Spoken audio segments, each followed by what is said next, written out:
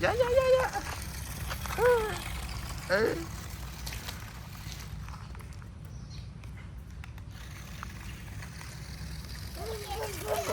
À.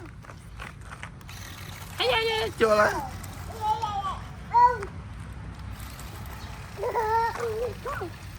đã ta tam vi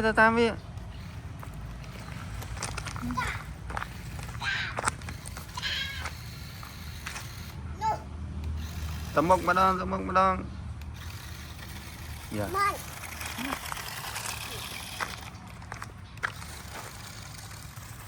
no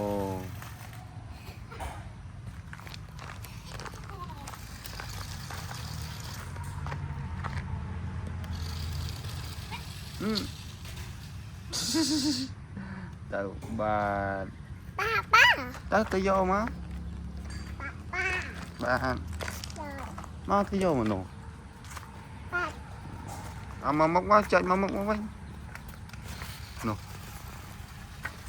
chạy ra dạ màu vàng bàn tay chạy mà đo chạy mà đo mà chạy nó